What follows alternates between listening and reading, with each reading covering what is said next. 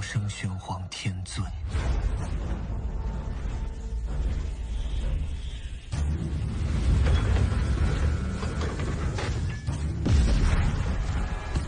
Berjumpa lagi dengan Albara. Kita lanjutkan cerita Lord of the Mysteries. Jangan lupa share, like, komen, dan subscribe. Lord of the Mysteries bab 296, Penyihir. Ia melangkah maju 2 langkah dan melewati meja kopi. Klein meregangkan tubuhnya dan menggoyangkan pergelangan tangannya, tetapi ia tidak menemukan sesuatu yang aneh. Ia memandangi lampu gas di luar jendela oril yang menerangi kegelapan dan kesuraman, lalu berkata dalam hati, tanganku lebih lincah dan aku lebih cekatan.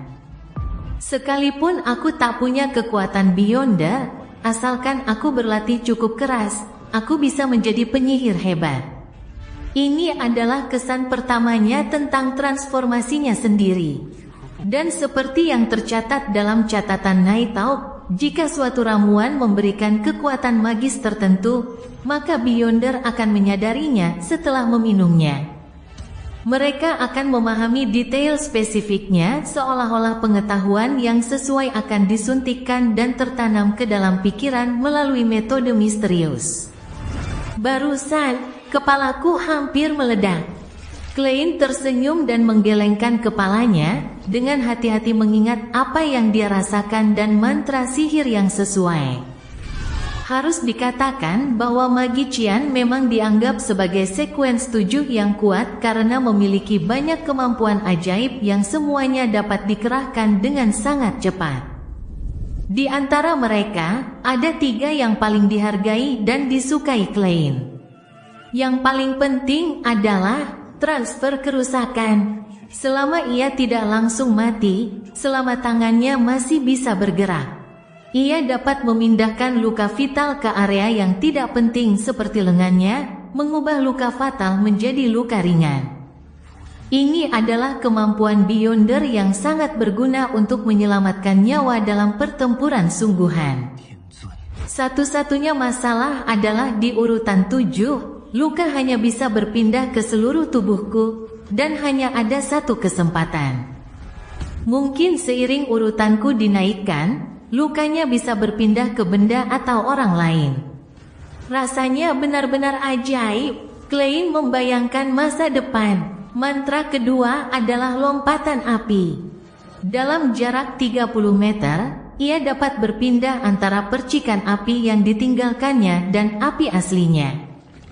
Hal ini mirip dengan teleportasi yang tampaknya memiliki keunikan untuk mendapatkan bantuan dari dunia roh. Ya, itu bisa digunakan secara maksimal saat melakukan sihir. Klein mengejek dirinya sendiri dalam hati dengan rasa sangat puas. Yang lebih penting, saat dia mencerna ramuan tersebut dan meningkatkan urutannya, jangkauan flaming jam akan meningkat secara signifikan. Jenis ketiga dari mantra Beyonder adalah peluru udara yang pernah dilihat Klein digunakan oleh badut berjas dari Ordo Rahasia. Penyihir itu dapat menghasilkan proyektil udara dengan kekuatan dan kecepatan yang sebanding dengan peluru yang ditembakkan dari revolver khusus hanya dengan menjentikkan jari atau meniru suara. Lebih lanjut, efeknya akan meningkat seiring dengan pencernaan ramuan dan peningkatan urutannya. Klein menduga bahwa pada urutan 4 atau 5, ia dapat menciptakan bola meriamnya sendiri. Dengan begini, aku tak perlu lagi membeli revolver dan peluru lagi, tidak, aku tetap perlu membelinya. Ada banyak hal yang tak mengharuskanku menunjukkan kekuatan Beyonderku. Masalah apapun yang bisa diselesaikan dengan senjata bukanlah masalah. Klein mengangguk samar dan mulai memeriksa mantra dan kemampuan yang menyerupai mantra lainnya. Jenis keempat adalah pengganti figur kertas. Di saat genting, penyihir dapat mengubah figur kertas menjadi dirinya untuk sementara sambil bertukar posisi. Mantra pengganti ini relatif sederhana dan tidak hanya dapat menangkal serangan fatal, tetapi juga melemahkan kerusakan akibat kutukan. Jadi beginilah kegunaan semua patung kertas yang dibawa oleh Master Nimbleright Rosago. Dia pasti menyesal karena telah terkontaminasi oleh sang pencipta sejati dan tidak sempat menggunakan pengganti sama sekali. Masalah terbesar dengan mantra ini adalah perlunya menyiapkan bahan-bahan terlebih dahulu, yang berarti patung-patung kertas harus dipotong terlebih dahulu. Di awal zaman kelima, Beyonder yang membawa barang serupa niscaya akan dianggap sebagai penyihir gelap. Jika ketahuan sekarang, kemungkinan besar aku akan dicurigai. Klein merenungkan kegunaan dan keterbatasan pengganti patung kertas. Kemampuan kelima yang mirip mantra disebut pengendalian api. Sesuai namanya, seseorang dapat memanipulasi api dalam jarak 30 meter dengan satu gerakan sederhana. Kemampuan ini juga dapat digunakan untuk menyalakan benda-benda tertentu dalam jarak tersebut. Setelah ramuannya dicerna sepenuhnya, atau ketika saya naik ke urutan, seseorang dapat memunculkan api yang berputar-putar dari udara. Yang keenam adalah penciptaan ilusi. Dengan memengaruhi lingkungan sekitar, seseorang dapat menciptakan ilusi dengan warna, suara, dan bau yang mendekati kenyataan, sehingga memungkinkan seseorang untuk menyamarkan kepalsuan sebagai kebenaran dan menipu musuh. Ini adalah spesialisasi seorang penyihir. Klein terkekeh dan berjalan ke jendela Oril sambil mengamati pemandangan jalanan di malam hari dengan penuh kepuasan. Yang ketujuh adalah bentuk palsu dari pernapasan bawah air. Prinsip dibaliknya adalah menciptakan pipa udara tipis dan tak terlihat yang memungkinkan penyihir bernapas bebas dan seolah-olah berubah menjadi apa yang disebut murloc. Masalahnya, pipa udara itu memiliki panjang yang terbatas. Pada tahapnya saat ini, Klein hanya mampu mempertahankannya sekitar 5 meter, yang berarti jika kedalaman air melebihi 5 meter, ia bisa tenggelam. Tentu saja, pencernaan ramuan dan kemajuan urutan akan mengakibatkan pertumbuhan pipa udara.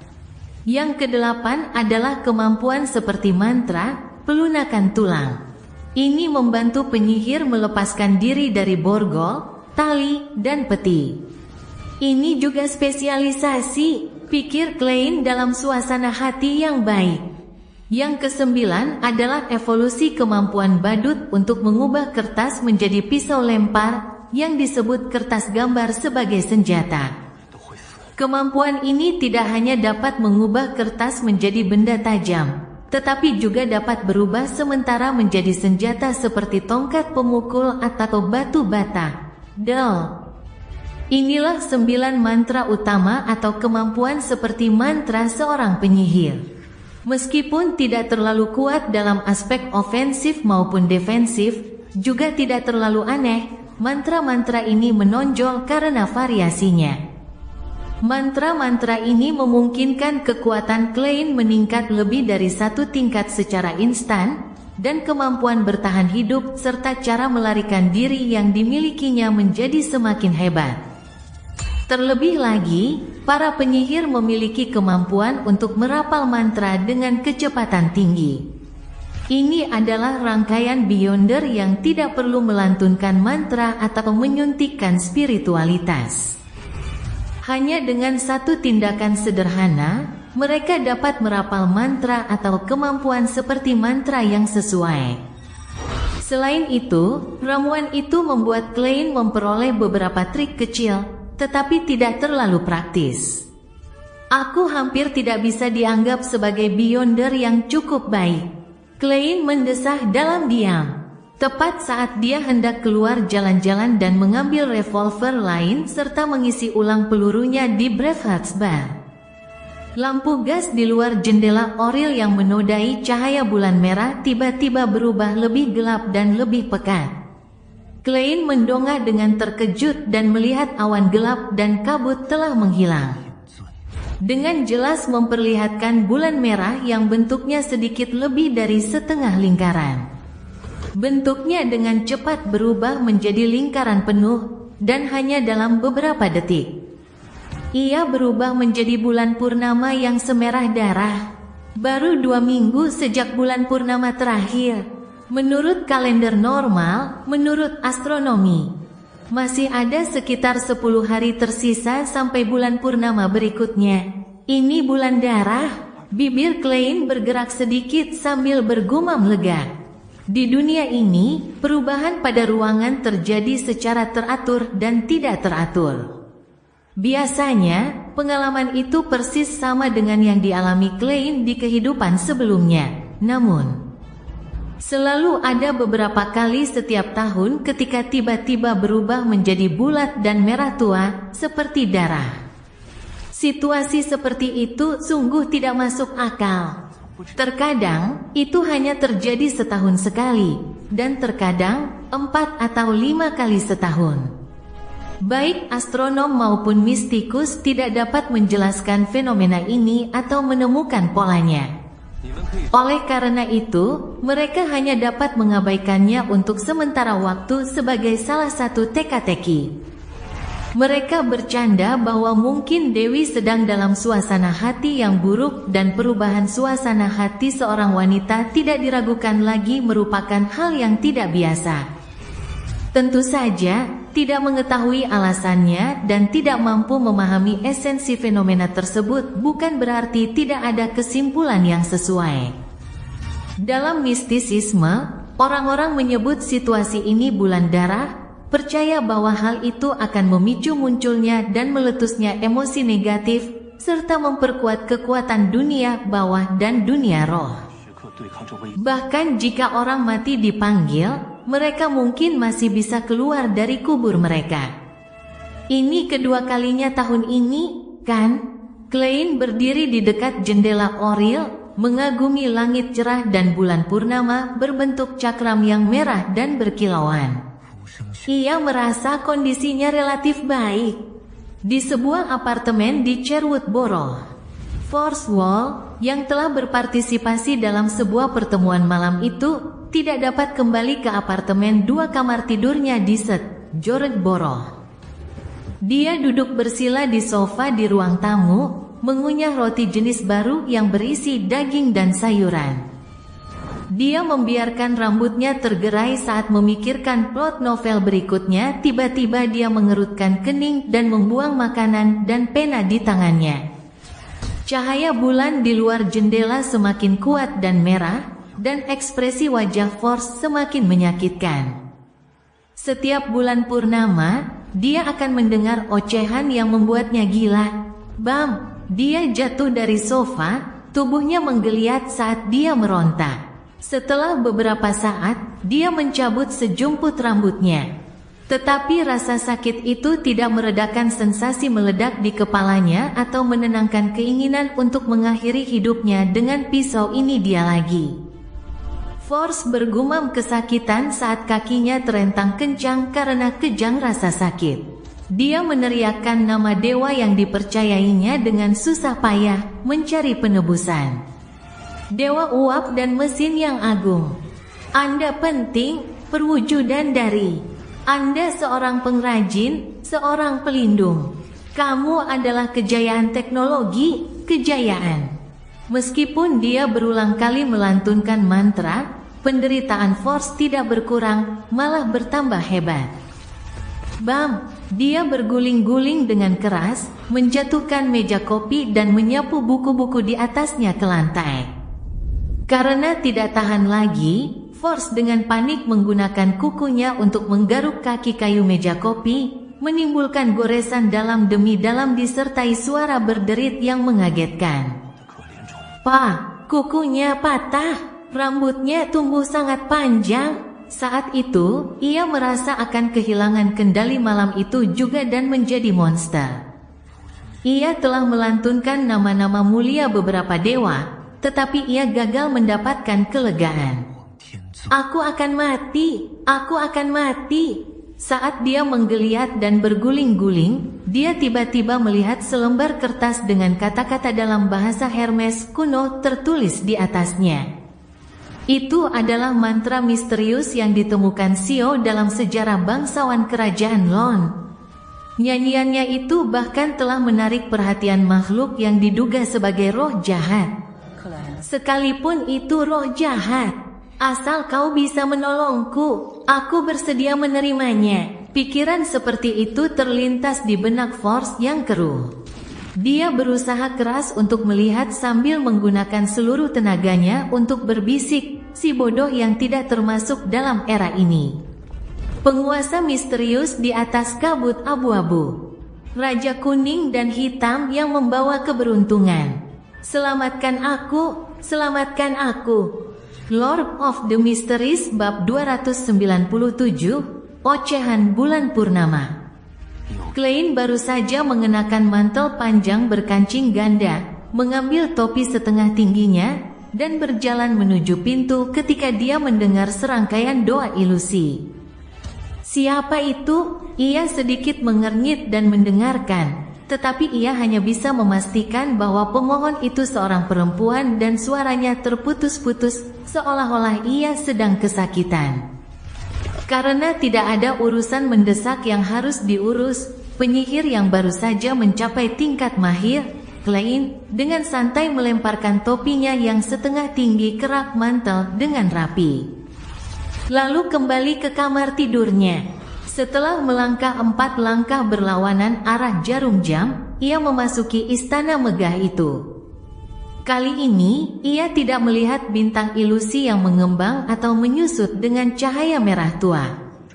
Sebaliknya, di ujung meja perunggu kuno berbintik-bintik, di samping tempat duduk si bodoh, tampak cahaya terang yang beriak. Itu doa dari seseorang yang bukan anggota klub tarot. Apakah itu Sio atau wanita berambut coklat keriting itu?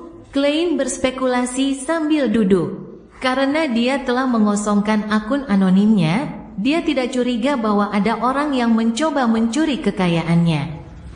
Sambil bersandar, Klein menunjuk dengan tangan kirinya, membentangkan spiritualitasnya untuk menyentuh cahaya yang beriak. Pemandangan di sekitarnya tiba-tiba berubah. Ia melihat meja kopi yang terbalik, sofa yang miring, buku-buku dan kertas berserakan di lantai, dan seorang perempuan berambut coklat meronta kesakitan. Pada saat yang sama, Klein mendengar doanya. Orang bodoh yang tidak termasuk dalam era ini. Penguasa misterius di atas kabut abu-abu. Raja kuning dan hitam yang membawa keberuntungan. Selamatkan aku, selamatkan aku.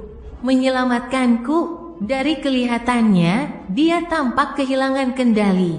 Rambutnya tumbuh panjang dengan kecepatan yang terlihat jelas, dan kulitnya diselimuti lapisan cahaya putih yang menyeramkan. Bagaimana mungkin aku bisa menyelamatkannya? Klein mengamati dengan saksama selama beberapa detik, lalu bergumam pada dirinya sendiri, merasa bingung. Pada saat inilah dia mendeteksi dalam permohonan wanita yang menyedihkan itu sebuah ocehan samar, ilusif, dan tidak jelas. Ya, omelan ini mirip dengan yang dia alami sebelum naik di atas kabut abu-abu, tetapi sama sekali tidak mengandung kegilaan atau kejahatan.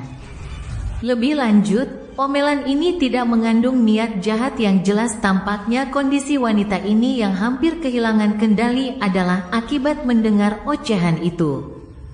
Jika dia berhenti mendengarnya, bisakah dia tenang dan berubah menjadi lebih baik?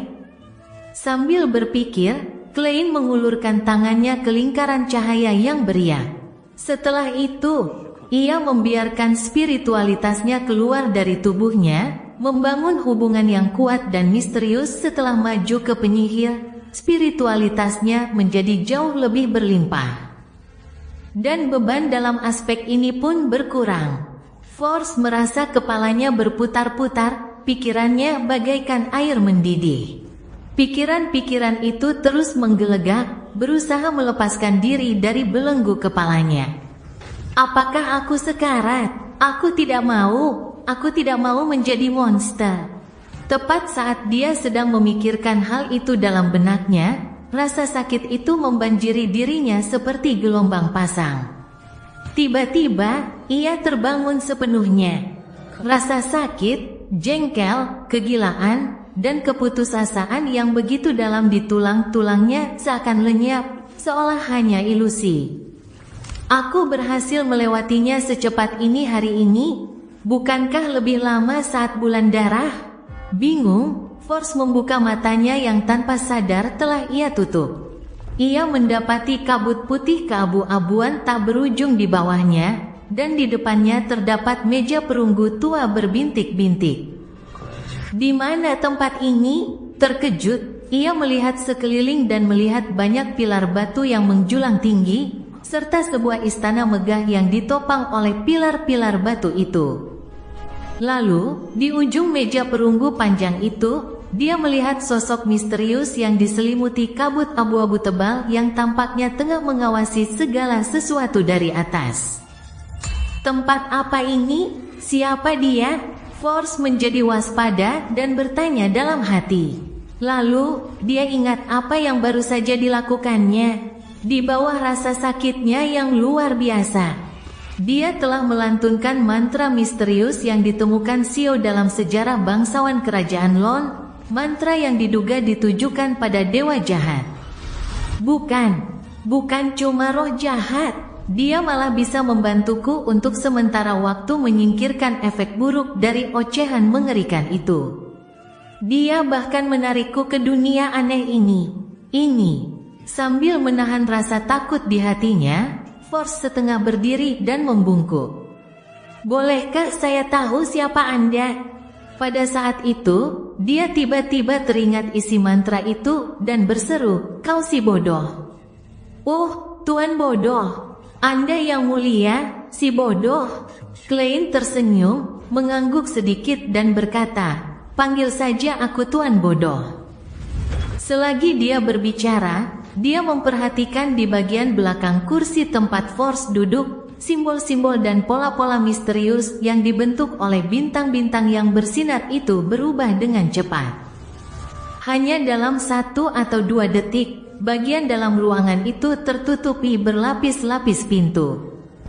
Banyak pintu ilusi sejenis terbentuk di sana. Pintu, begitu Klein melihat simbol itu, ia langsung mengaitkannya dengan penyebutan Tuan Pintu di buku harian Rosel. Saat bulan purnama, pihak lain akan mendekat ke dunia nyata dan berteriak minta tolong. Mungkinkah ocehan itu ada hubungannya dengan Tuan Do?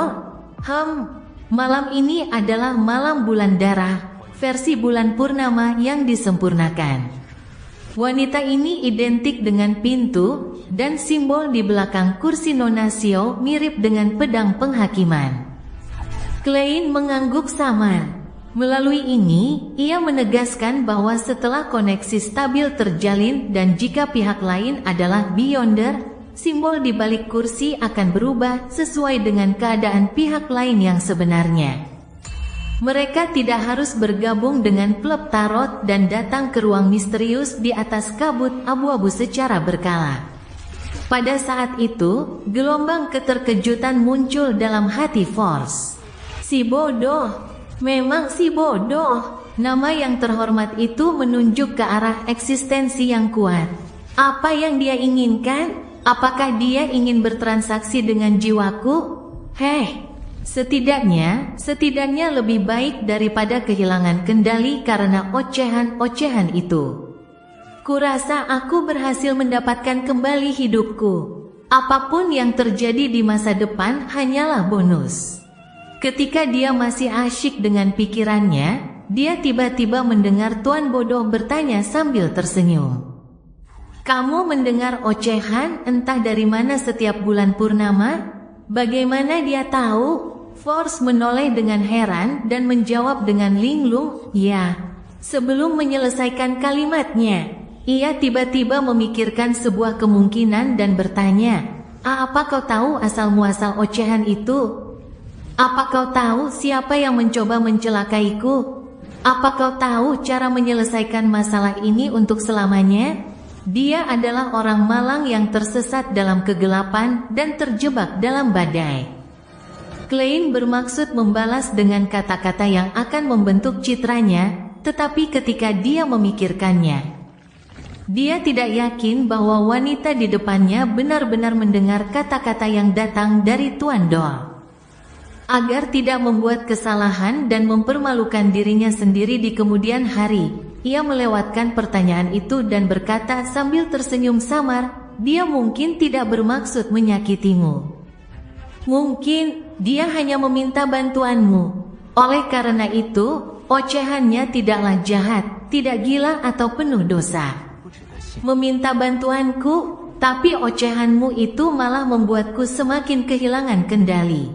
Kalau kau tidak membantuku, mungkin aku sudah jadi monster sekarang, balas Force tak percaya. Klein menyeringai dan berkata, itu karena kamu terlalu lemah. Aku terlalu lemah. Force tertegun dan bingung. Klein menjelaskan singkat, perbedaan antara tatanan alami hidupmu dan hidupnya terlalu besar. Mungkin, hanya dengan bernapas normal, badai yang dibawanya dapat mencabik-cabikmu.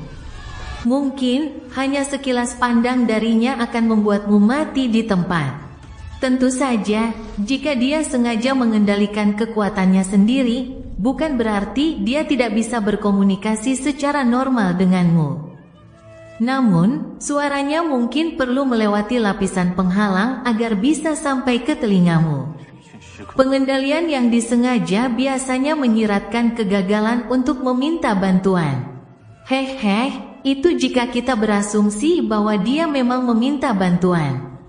Perbedaan dalam tatanan alami kehidupan kita terlalu besar. Aku bisa mati hanya karena satu tatapan darinya. Force tertegun mendengar apa yang didengarnya. Setelah beberapa saat, ia memaksakan senyum dan berkata, ini mengingatkanku pada sebuah pepatah. Anda mungkin tidak melihat Tuhan secara langsung. Klein tersenyum padanya tanpa memberikan jawaban positif. Mungkinkah ocehan mengerikan itu benar-benar berasal dari suatu eksistensi yang hampir seperti dewa?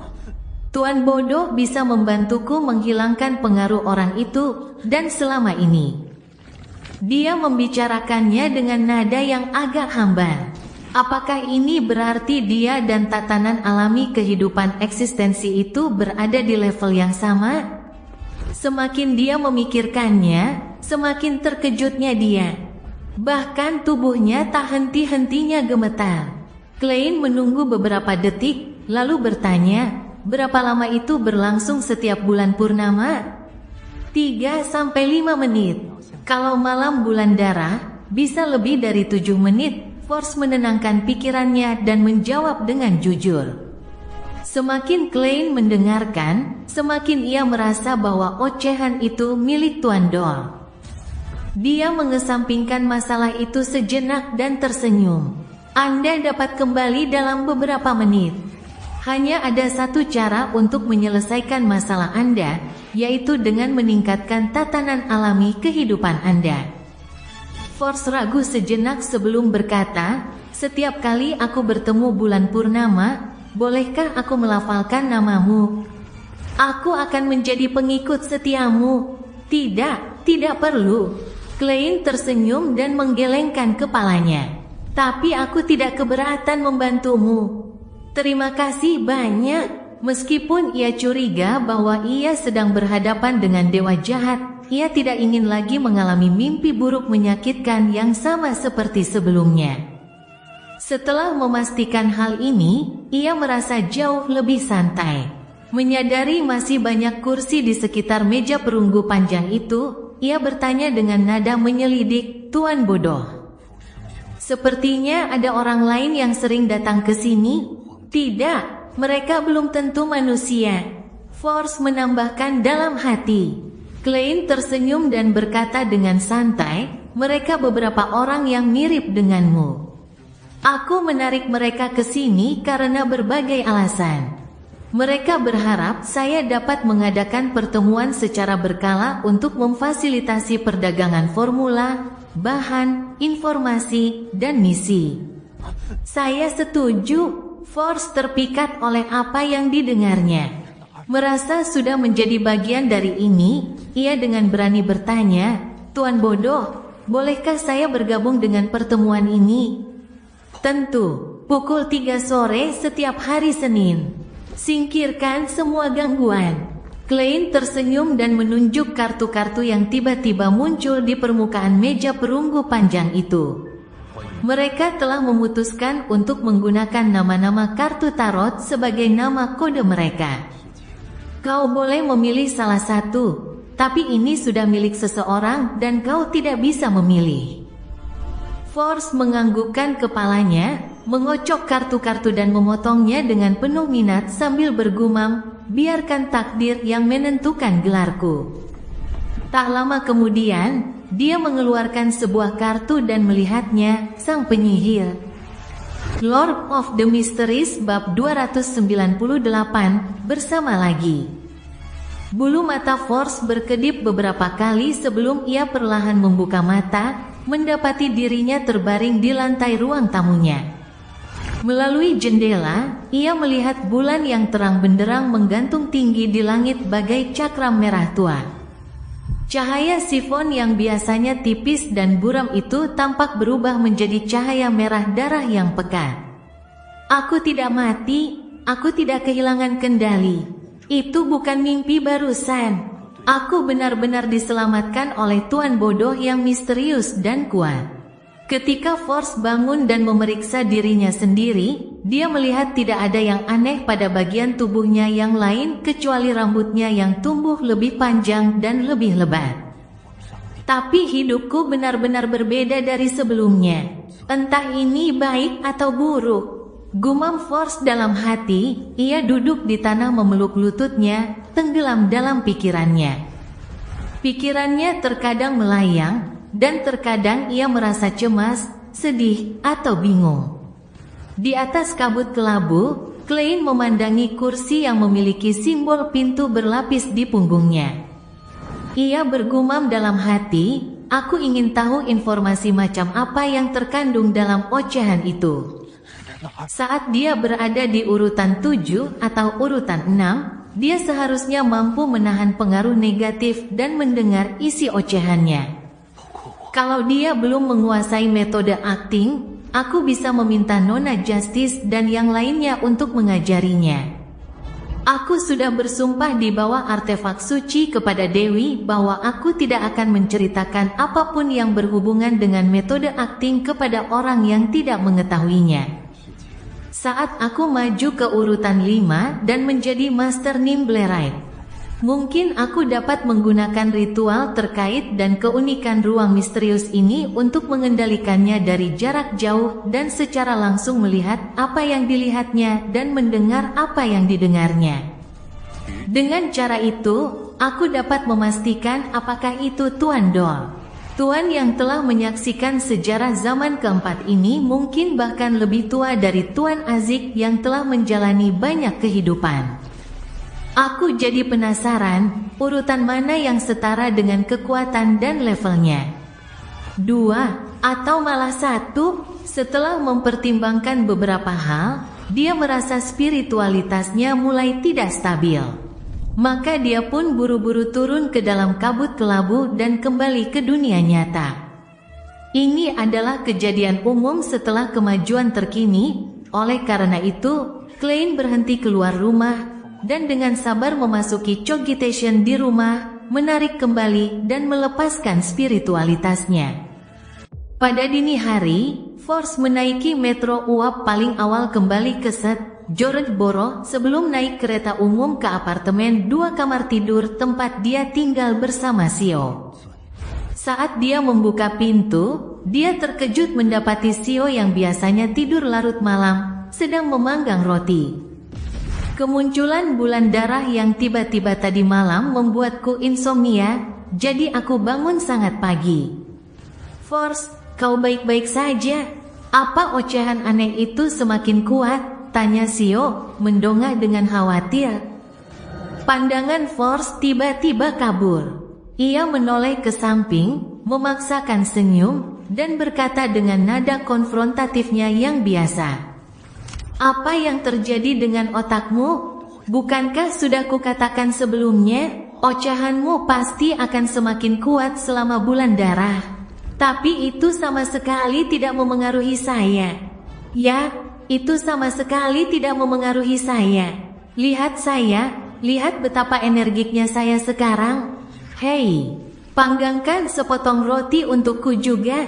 Kukira kau tidak suka memakannya dengan cara ini. Sio merapikan rambut pirangnya yang pendek dan bergumam pelan. Setelah mengambil langkah pertamanya untuk membalas dendam dan mencapai kemajuan, Klein tidur sepanjang malam. Dia dengan santai pergi keluar untuk membeli mie Vienna Potter untuk sarapan. Bersama dengan pai desi dan secangkir es teh manis, setelah menikmati hidangan lezat itu dengan puas, ia meletakkan garpu dan pisaunya, lalu mengambil koran. Suasana hatinya terasa sangat rileks saat ia mulai membaca. Pemindaian cepat mengungkapkan bahwa tajuk utama Tusok Times berbunyi, Malam Bulan Berdarah, Iblis Pembunuh Menyerang Lagi. Klein cepat-cepat membolak-balik halaman depan surat kabar lain dan melihat banyak judul serupa, kasus ke-11 benar.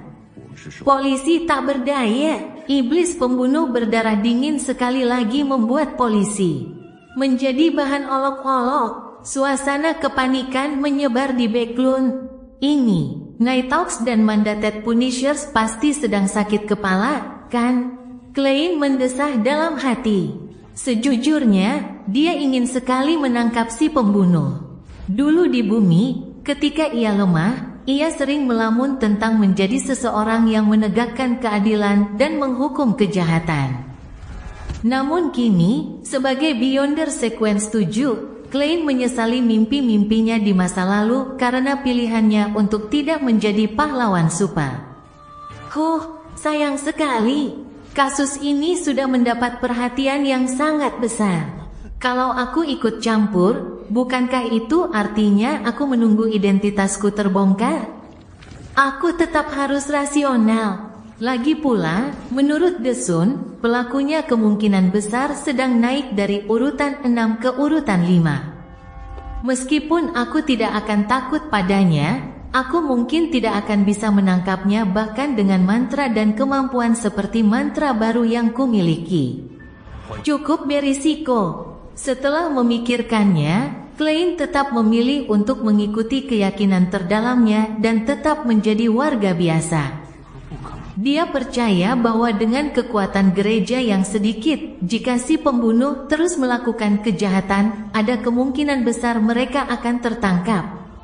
Setelah membolak-balik berita, Klein melirik Backlund Morning Post dan menemukan bahwa iklan pembelian barang oleh Ernst Firm telah muncul lagi di halaman kelima. Akan ada pertemuan besok malam pukul 8. Aku bisa menjual kristal sumsum mata air peri ke apoteker kalau begitu, gumam Klein sambil mengingat 4 digit pertama harga yang tertera. Setengah jam kemudian, dia selesai membaca koran tebal di depannya dan mulai serius mempertimbangkan rencana masa depannya. Rencana jangka panjangnya adalah untuk maju ke urutan yang lebih tinggi, menjadi ahli dewa setengah sebelum aku merencanakan balas dendamku terhadap In Che Zhangwil. Rencana jangka menengah saya adalah menemukan metode akting untuk penyihir. Saya akan perlahan-lahan merangkum mantra-mantra yang sesuai untuk dipraktikkan, agar dapat mencerna ramuannya sedikit demi sedikit. Selama proses ini, saya akan mulai mencari karakteristik bayangan berkulit manusia, rambut naga laut dalam, darah pemburu berwajah 1000, dan kelenjar pituitari yang bermutasi. Serta cara untuk menghilangkan kerusakan dewa jahat dari suatu objek. Bahan-bahan Beyonder untuk sequence 6 masing-masing harganya sekitar 1.500 pound. Mahal banget.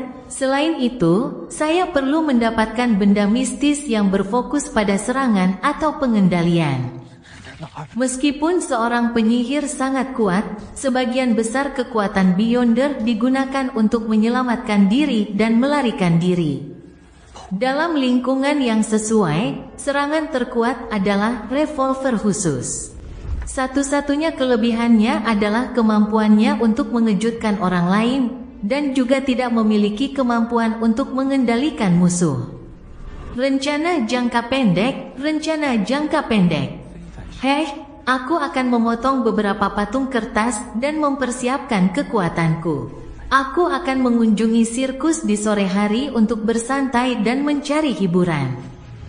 Aku bisa mencoba mendapatkan inspirasi untuk akting dengan mengamati pesulap biasa. Ya, aku baca di koran kalau ada beberapa sirkus permanen di Backlund.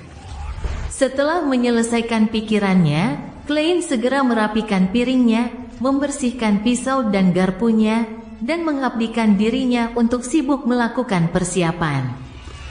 Menjelang siang, ia meletakkan guntingnya dan memandangi 3 patung kertas kasar di depannya. Ia mendesah dan bergumam, mungkin ini pertama kalinya dalam hidupku aku mengerjakan pekerjaan manual seserius ini.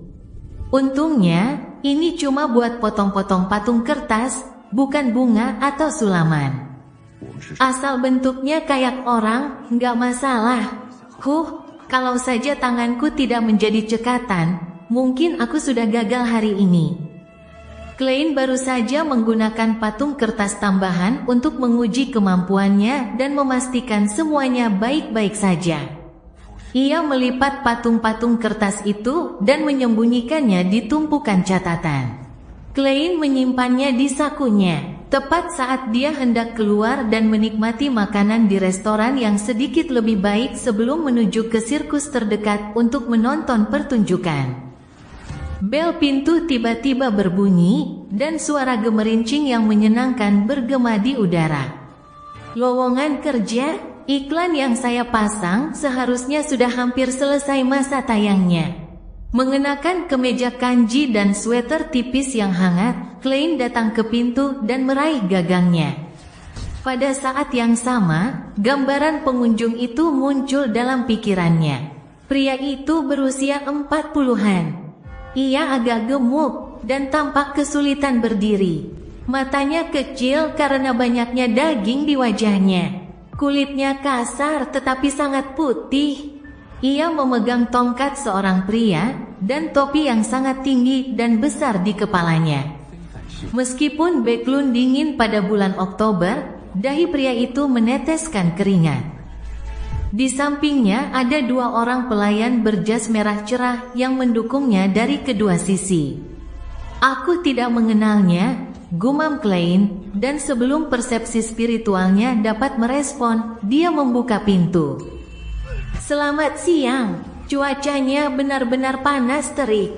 Pria parubaya yang gemuk itu mengeluarkan sapu tangan dan menyeka keringat di dahinya. Saat dia berbicara, angin dingin bertiup, menyebabkan 2 petugas di sampingnya menggigil. Selamat siang, ada yang bisa saya bantu? Tanya Klein sopan. Anda detektif Sherlock Moriarty? Ada yang ingin saya percayakan kepada Anda. Pria parubaya itu memaksakan senyum dan berkata, saya lupa memperkenalkan diri. Saya Rogo Koluman, seorang pengusaha perhiasan. Silakan masuk. Klein tersenyum dan memberi jalan. Rogo Koluman melangkah masuk dengan langkah berat dan duduk di sofa, menyebabkan furnitur lama itu mengeluarkan terangan yang kuat. Apa sebenarnya itu? Klein mengeluarkan 1 sen tembaga dan dengan cekatan memutarnya di ujung jarinya. Rogo menghela napas dan berkata, aku ingin kau melindungi putraku sampai besok sore. Dia telah menyinggung beberapa orang gila. Sampai besok siang, sudah menemukan solusinya? Kenapa tidak menelepon polisi? Tanya Klein tanpa tergesa-gesa. Rogo terdiam selama 2 detik sebelum berkata, Adol bergaul dengan orang-orang jahat dan dibujuk untuk melakukan hal-hal buruk oleh mereka. Oh, itu bukan hal yang terlalu serius, tapi bisa membuatnya dipenjara. Kecuali kalau perlu, aku tidak mau menelepon polisi. Baru-baru ini dia berselisih dengan teman-teman jahatnya. Akibatnya, dia tiba-tiba putus asa dan terus berteriak bahwa orang-orang itu ingin membunuhnya. Saya sangat khawatir, jadi saya menyewa 6 pengawal senior dari perusahaan keamanan untuk berjaga di luar. Lalu, saya menyewa 4 detektif swasta lainnya untuk bergantian mengawasi Adol, bahkan saat dia sedang tidur.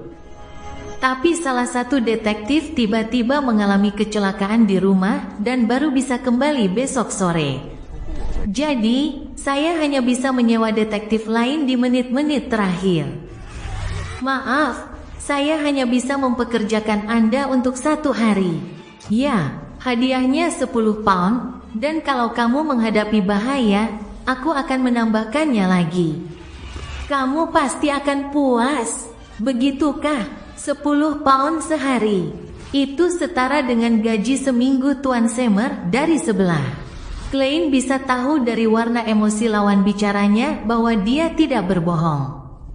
Selama keheningan singkat di ruang tamu, dia terus membolak-balik koin tembaga itu di antara jari-jarinya dan dengan bunyi gedebuk, koin itu terjatuh ke telapak tangannya. Klein meliriknya, menekuk jari-jarinya dan tersenyum. Kesepakatan. Lord of the Mysteries bab 299, menjentikkan jari. Borough Barat, Jalan Green Garden. Klein, dengan janggut tebal di sekitar mulutnya, mengenakan kacamata berbingkai emas sambil membawa topi tinggi dan tongkat hitam. Ia mengikuti Rogo Koluman ke ruang tamu yang luas dan terang. Ada lampu kristal besar yang tergantung di langit-langit. Dinding, sudut, dan meja dihiasi dengan berbagai ukiran dan ornamen emas. Seluruh ruangan tampak indah, mewah, dan mempesona. Seperti yang diharapkan dari seorang pengusaha perhiasan, seorang pengusaha yang tinggal di Westborough. Klein mengamati lukisan minyak di sampingnya dan mendesah. Setiap kali Rogo melangkah, lemak di tubuhnya bergetar. Hal ini membuat orang-orang bertanya-tanya kapan pakaian dan celananya akan putus. Namun, sebagai pengusaha perhiasan, ia memiliki cukup uang untuk membeli pakaian dengan kualitas terbaik. Detektif Moriarty, ini anakku, Adol. Logo berhenti di tepi karpet dan menunjuk seorang anak laki-laki berusia 15 atau 16 tahun yang sedang duduk di sebuah sofa. Karena semua perapian di rumah menyala, dan terdapat pipa-pipa logam untuk mengalirkan panas, ruang tamu terasa agak hangat. Klein bahkan ingin melepas pakaiannya hingga hanya tersisa kemeja dan celana panjang. Namun, anak laki-laki itu terbungkus mantel bulu tebal dan selimut yang terasa panas membakar kakinya. Saat itu, ia menundukkan kepalanya, memeluk dirinya sendiri erat-erat sambil menggigil tanpa henti. Rambut biru tua miliknya tampak telah kehilangan kilaunya. Rogo menatapnya dengan khawatir dan sedikit meninggikan suaranya, Adol, ini detektif Moriarty. Dia akan melindungimu hari ini dan esok. Mendengar kata-kata itu, Adol mengangkat kepalanya, memperlihatkan wajahnya yang pucat, bibirnya yang kebiruan, dan matanya yang tidak fokus. Lindungi aku, lindungi aku. Mereka akan membunuhku, mereka ingin membunuhku. Suaranya semakin tajam. Akhirnya, ia menutup telinganya dengan tangan dan berteriak. Setelah beberapa detik, dia perlahan-lahan menjadi tenang. Selama proses ini, Klein telah mengetuk gerahamnya dan diam-diam mengaktifkan spirit vision-nya. Dia menahan rasa terkejut yang naik ke mulutnya dan memeriksanya lagi dengan hati-hati. Dia melihat bahwa warna aura Adol telah diwarnai dengan kilau hijau kehitaman yang pekat. Ini adalah tanda dihantui oleh roh halus. Tanda kemungkinan kerasukan. Teman-teman jahat Adol sudah membalas dendam padanya. Atau mungkin, tidak ada yang namanya teman jahat sama sekali. Klein diam-diam mengulurkan tangan, memegang peluit tembaga Tuan Azik, dan membiarkan spiritualitasnya menyebar. Kemudian, ia dengan serius mengalihkan pandangan dari Adol dan menatap orang-orang lain di ruang tamu. Di dekat jendela Oril berdiri seorang pria bermantel hitam. Ia tinggi dan tegap, tanpa senyum, dan pinggangnya membuncit seolah-olah sedang menyembunyikan pistol. Ini pasti salah satu dari 6 pengawal. Klein hendak menilai orang lain ketika Rogo Koluman memperkenalkan Detektif Kaslana, asistennya, Lydia. Detektif Stuart. Pada titik ini, Rogo berbalik dan menunjuk Klein. Ini Detektif Sherlock Moriarty. Kaslana berusia 30-an, berambut hitam, bermata biru, dan beralis tebal. Ia mungkin cantik saat muda, tetapi sekarang, karena otot-otot pipinya yang kendur, ia tampak kurang ramah. Lydia, asistennya, adalah seorang wanita berambut merah berusia sekitar 20 tahun. Tubuhnya sangat indah, tetapi penampilannya biasa saja. Kedua perempuan itu mengenakan pakaian yang mirip dengan yang dikenakan para penunggang kuda aristokrat. Kemeja putih yang mereka kenakan ketat di pinggang, serasi dengan celana panjang yang lebih ketat agar lebih mudah bergerak. Lipatan-lipatan itulah satu-satunya yang membedakan pakaian mereka dari pakaian pria. Selain itu, mereka tidak menyediakan tempat penyembunyian untuk 2 pistol yang terselip di pinggang mereka. Hal ini mengingatkan Klein pada pepatah dari pengacara Jurgen bahwa kepemilikan senjata api secara ilegal sudah pasti akan terjadi bagi detektif swasta. Hal ini karena, kecuali seseorang adalah seorang bangsawan, anggota parlemen, atau pegawai negeri sipil senior, sangat sulit untuk mendapatkan izin senjata serbaguna.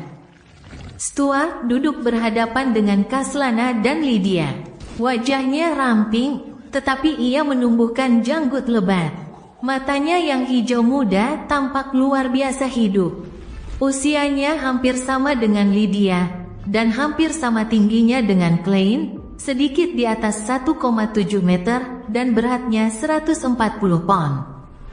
Stuart memiliki sarung pistol di ketiak, dan di dalamnya, jelas ada revolver yang dirancang khusus. Setelah bertukar basa-basi, Klein melepas mantelnya, melepas topinya, dan menyerahkannya kepada pelayan di sebelahnya. Letakkan di tempat yang bisa kuambil dengan cepat. Ada beberapa barang penting di dalamnya. Bahkan, ia sudah memindahkan patung-patung kertas, uang kertas, jimat, kotak korek api, del, ke saku celananya. Satu-satunya barang yang tersisa di mantelnya hanyalah bubuk herbal, saripati ekstrak, kunci, dan dompetnya. Total uang kertas di dompetnya adalah 206 pound.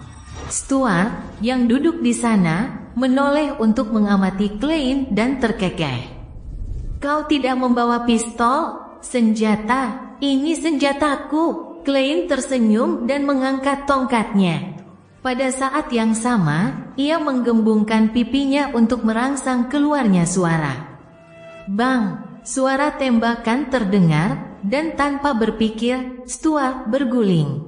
Sementara Kaslana dan Lydia segera turun dari sofa, masing-masing mencari tempat untuk bersembunyi. Rogo dan pelayan di sampingnya terkejut sekaligus bingung dengan apa yang terjadi.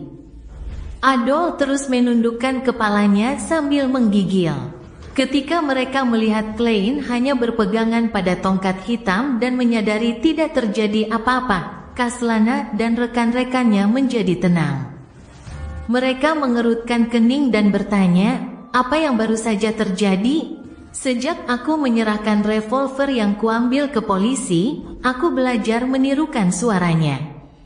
"Sepertinya cukup efektif," jawab Klein setengah bercanda. "Itu tidak lucu, Detektif Moriarty," kata Kaslana dengan suara berat.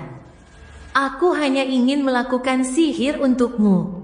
Klein mengejek. Ia menyerahkan tongkatnya kepada pelayan wanita itu dan mengangguk dengan sungguh-sungguh.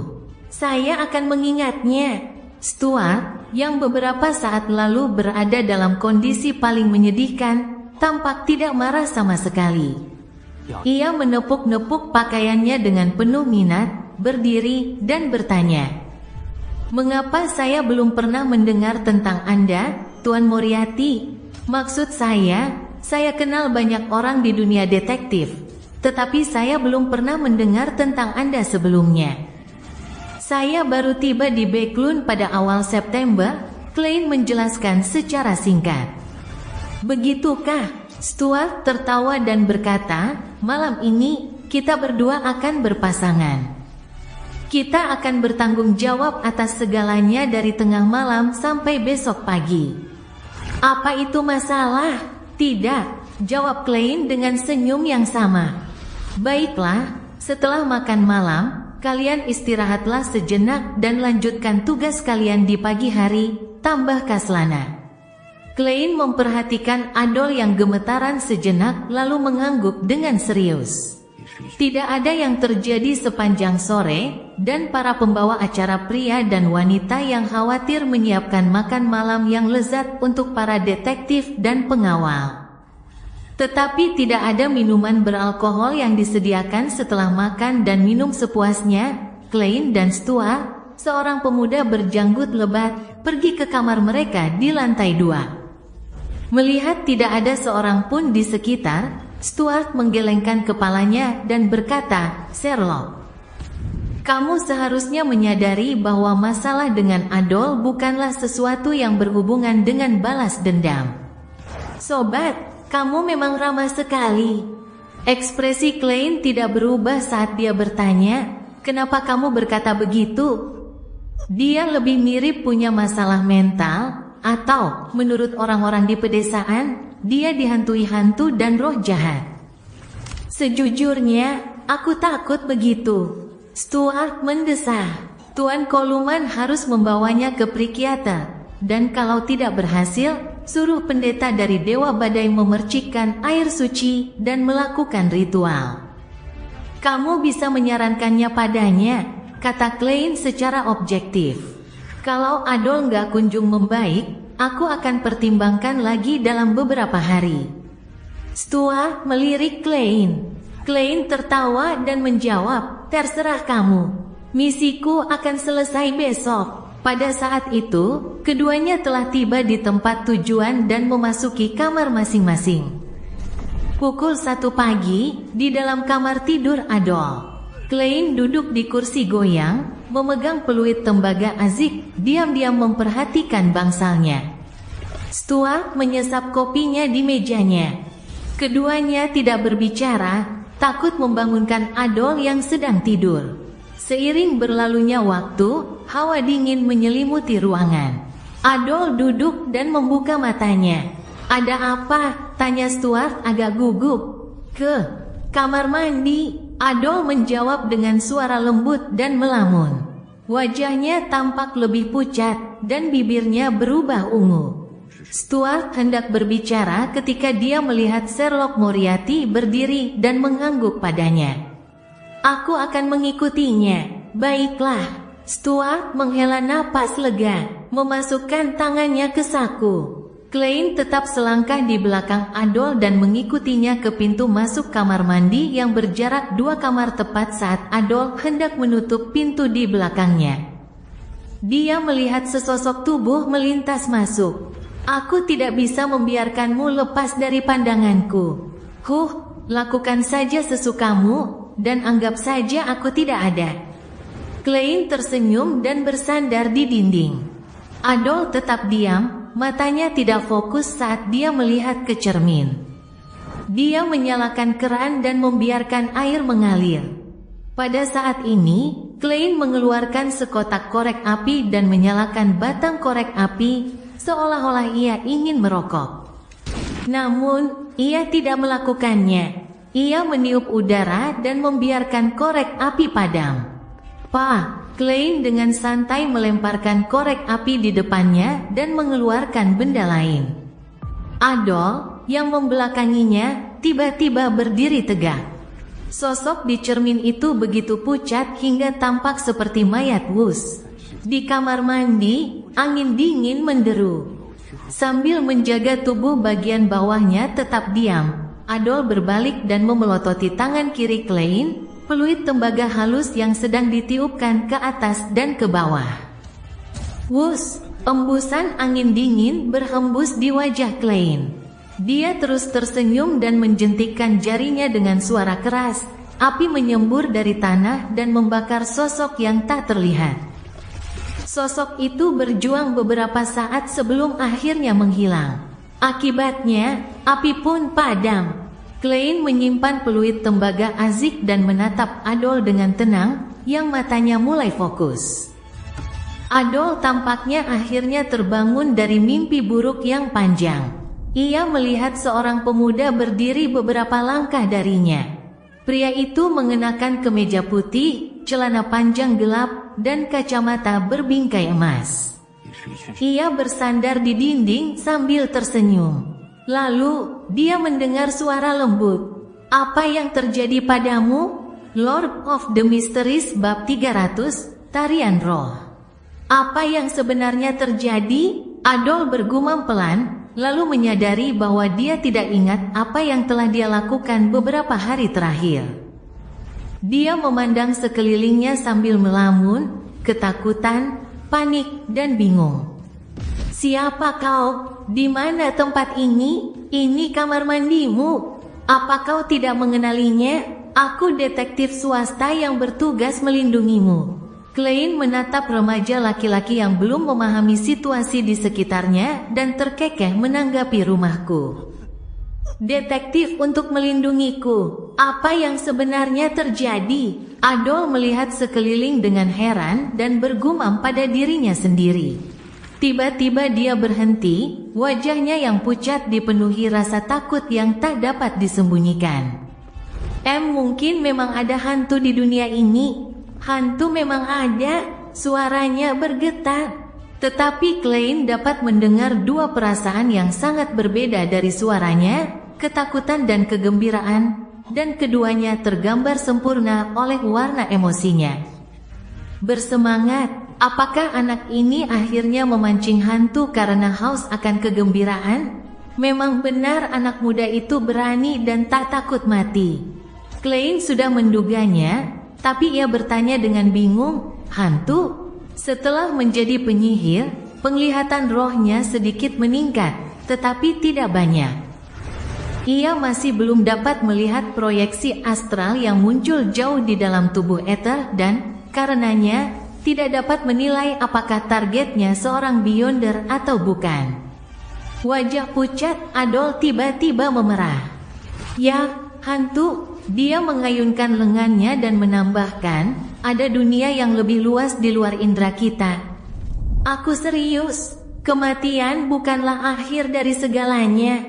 Kalimat ini, dia memang remaja. Namun, kurasa aku pernah melihat kata-kata serupa di suatu tempat. Klein tersenyum dan berkata, "Aku percaya pada pepatah lain di hadapan waktu yang bahkan lebih kuno daripada zaman dahulu. Bahkan kematian itu sendiri akan lenyap." Tanpa menunggu Adol berkata apa-apa, ia mengeluarkan jam saku emasnya, membukanya, dan berkata, "Jadi, bagaimana kau bisa sampai ke kondisi seperti ini?" "Kau seperti pasien gangguan saraf." "Aku." Adol menoleh dan berpikir sejenak, lalu berkata, "Aku bergabung dengan sebuah perkumpulan. Ini bukan perkumpulan biasa. Kami semua percaya bahwa kematian bukanlah akhir. Kami bahkan bisa menggunakan mistisisme untuk merasakan kematian secara langsung dan memahami bahwa segalanya bisa diputar balik. Ya, kami percaya bahwa orang mati bisa dibangkitkan." Klein, yang baru saja keluar dari kuburnya lebih dari sebulan lalu, terkekeh kering. "Kau dan yang lainnya mencoba menghidupkan kembali orang mati? Kematian bukanlah akhir. Dunia yang melampaui indera. Segalanya bisa dibalik. Penginderaan mistik. Bukankah ini ajaran episkopat Numinus? Semua ini diciptakan untuk menghidupkan kembali kematian." Gumamnya dalam hati, tercerahkan. "Ya." Adol mengangguk, matanya berbinar, tetapi sama sekali tidak bisa menyembunyikan rasa takutnya.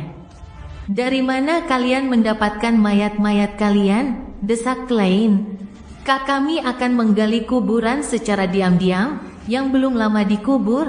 atau membelinya dari rumah sakit, kata Adol sambil mengingat-ingat. Itu memang kejahatan yang bisa membuatmu di penjara. Tidak heran Rogo Koluman tidak ingin polisi terlibat. Kau benar-benar berani untuk mendapatkan sensasimu. Klein mempertahankan senyum ramahnya dan bertanya, dan apakah kau berhasil? Belum. Cara mereka menatapku saat pertemuan terakhir itu seolah-olah mereka sedang menatap mayat, seolah-olah mereka bertanya-tanya di mana harus menempatkan mistikus mereka. Dan kemudian kami menari tarian roh dan berkomunikasi dengan dunia luar dengan indera kami, dan kemudian aku kehilangan semua ingatanku sejak saat itu. Tubuh Adol mulai gemetar tak terkendali. Tarian roh, ini benar-benar keuskupan Numinous. Orang ini menjadi bahan percobaan bagi rekan-rekannya. Klein mengerutkan kening dan bertanya, ingatanmu terputus sejak saat itu sampai sekarang? Menurut catatan internal Nighthawks, tarian roh berasal dari tarian pengorbanan kuno yang populer di benua selatan. Itu adalah metode ritual yang dicintai kematian. Tarian roh adalah penggunaan ketukan, ritme, dan gerakan untuk menyelaraskan spiritualitas seseorang agar dapat berinteraksi dengan lingkungan alam dan membangun interaksi dengan target doa.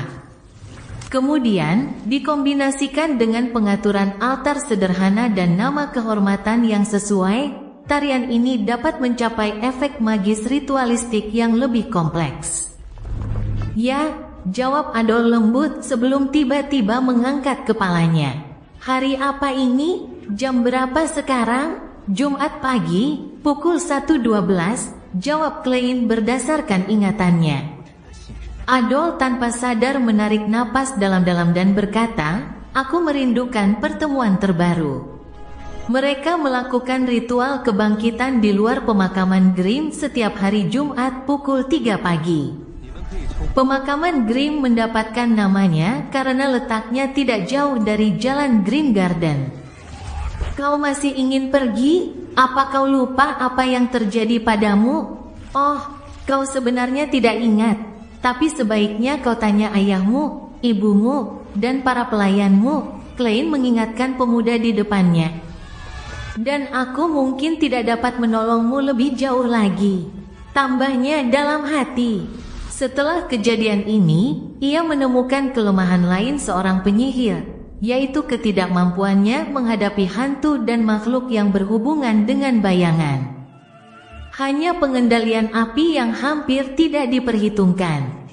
Namun, setelah makhluk-makhluk itu merasuki tubuh manusia, pengusiran setan dan pemurnian menjadi masalah, kecuali ia ingin membunuh hantu dan manusia itu. Tentu saja, Klein tidak sepenuhnya tak berdaya dalam hal ini. Ia bisa saja melakukan sihir ritual untuk melakukan hal serupa, tetapi itu akan sangat merepotkan. Identitasnya akan mudah terungkap dan ia tidak cocok untuk pertempuran sungguhan. Setelah berpikir sejenak, ia akhirnya memutuskan untuk menggunakan peluit tembaga azik untuk memancing arwah itu keluar. Kemudian, ia mengendalikan api untuk menyempurnakan pemurnian. Namun, tingkat kerusakannya tidak tinggi. Jika ia bertemu dengan hantu yang sedikit lebih kuat, mungkin ia tidak akan mampu mengatasinya. Aku masih kekurangan item atau jimat untuk melawan makhluk mayat hidup. Seandainya saja aku punya artefak tersegel 30782, lambang suci matahari bermutasi.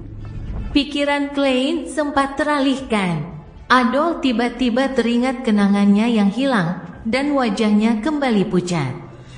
Ia menjawab dengan suara gemetar, tidak, aku tidak mau pergi. Aku tidak mau pergi lagi. Bagus sekali. Klein tersenyum mendukung. Adol menatap wajahnya yang tidak menunjukkan sedikit pun rasa takut, dan tanpa sadar bertanya, apakah kamu tidak takut setelah aku mengatakan begitu banyak? Klein berhenti bersandar di dinding dan perlahan menegakkan tubuhnya. Ia menjawab dengan nada santai, sebagai detektif, Mereka lebih suka tidak mempercayai sesuatu kecuali ada bukti konkret. Ia membuka pintu dan keluar, sambil bertanya-tanya apakah ia harus menghubungi Episkopat Numinus.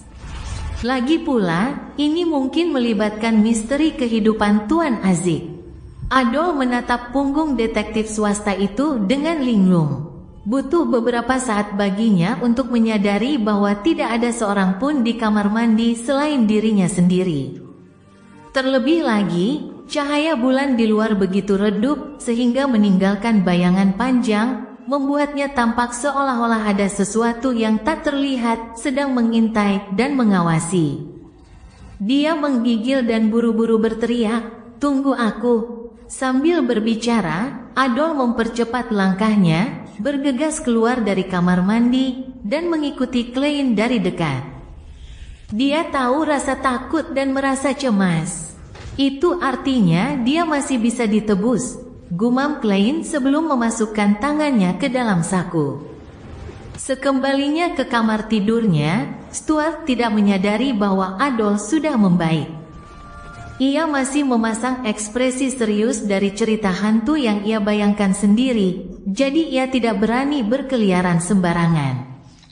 Setelah Adol tertidur lagi, Klein mengeluarkan 1 sen tembaga dan membiarkannya bergerak di antara jari-jarinya. Saat hampir pukul 2.50 dini hari, dia memuntahkan koin itu dan menangkapnya dengan kuat sebelum berdiri dan berbisik kepada Stuart, "Aku akan menuju balkon untuk merokok." "Cepatlah," desak Stuart dengan saraf yang agak tegang. Klein mengenakan gaun panjangnya dan berjalan perlahan keluar pintu menuju balkon di ujung koridor. Lalu, ia bersembunyi di balik bayangan. Lalu, dia mengeluarkan patung kertas yang dipotong agak kasar. "Pak!" Klein menggoyangkan pergelangan tangannya dengan keras, menyebabkan kertas itu mengeluarkan suara nyaring. Kertas itu dengan cepat mengembang dan berubah menjadi manusia. Orang itu tingginya hampir sama dengan Klein, patung lilin yang diukir dengan fitur wajah yang sama persis. Ini adalah salah satu penggunaan pengganti patung kertas. Tak lama kemudian, Klein memfokuskan pikirannya, mengepalkan tangan kanannya, dan menepuk pelan tubuhnya. Tanpa suara, patung itu tampak hidup. Bahkan ada sebatang rokok berkepala merah menyala di mulutnya, sementara aroma tembakau menguap. Dengan mendelegasikan patung ini, ilusi ini bisa bertahan setengah jam. "Aku benar-benar seorang pesulap." Klein mengenakan sarung tangannya, mengulurkan tangan, dan mendorong dirinya sendiri sebelum meluncur turun balkon secara diam-diam, menghindari patroli keamanan. Di luar pemakaman Grimm, di hutan terpencil, Klein berdiri di antara puncak-puncak pohon sambil memandang area yang relatif terbuka dan datar. Tidak terlalu jauh di sekelilingnya terdapat dedaunan hijau dan cabang-cabang berwarna coklat. Tetapi permukaannya ternoda debu abu-abu. Dari apa yang dapat dilihat Klein, ada sekitar 8 pria dan wanita muda mengenakan jubah hitam panjang menari dan bergerak-gerak di sekitar mayat. Tarian itu penuh irama, seolah-olah memiliki semacam rasa misterius di dalamnya. Gadis itu mengibaskan rambut panjangnya, sementara anak laki-laki itu mengulurkan tangannya sambil berlutut. Adegan ini memiliki hubungan yang halus dengan lingkungan sekitar mereka. Itu adalah ritme alam. Setelah mereka menari selama 3 hingga 4 menit, segala sesuatu dalam radius 10 meter diselimuti suasana liar dan membingungkan. Suasana itu perlahan berubah menjadi menyeramkan, dan ada sedikit nuansa keilahian yang bercampur di dalamnya. Itu benar-benar sebuah tarian roh. Sihir ritual yang bahkan bisa diikuti oleh orang biasa. Klein mengalihkan pandangannya dan menatap pria berjubah hitam yang sedang melantunkan mantra di samping mayat itu. Sebelumnya, dialah yang mengajari anak-anak laki-laki dan perempuan cara melakukan tarian roh. Dia pastilah anggota Numinus Episcopate, dengan kemungkinan besar menjadi seorang Beyonder. Klein mengangguk tak jelas, bermaksud menyaksikan ritual kebangkitan. Pada titik ini, tarian mencapai klimaksnya. Pria dewasa berpakaian hitam itu mengangkat kepalanya dan melepas wignya, memperlihatkan tato-tato aneh yang terukir di kepala botaknya. Dia mengangkat tangannya dan berteriak, "Mati! Kematian yang terhormat akan segera kembali." Setelah dia selesai berteriak, tarian berhenti. 7 hingga 8 pemuda berdiri di kedua sisi. Mereka tampak linglung, dipenuhi dengan antisipasi, kegembiraan, dan ketakutan. Selanjutnya, pria itu membungkuk dan membuka sangkar besi di kakinya, lalu mengeluarkan sebuah benda hitam. Klein menoleh dan melihat bahwa itu adalah seekor kucing hitam bermata biru. Ini juga berhasil, dia jelas tertegun sejenak. Tiba-tiba, dia teringat berbagai cerita rakyat yang berkaitan dengan kucing hitam. Misalnya, jika seekor kucing hitam yang melambangkan utusan jahat dari neraka melompati mayat, mayat itu akan terbangun. Ini adalah pertama kalinya Klein melihat seseorang menggunakan metode serupa dalam sebuah ritual. Pria itu melangkah maju sambil menahan kucing hitam itu agar tidak melawan sebelum melemparkannya ke mayat.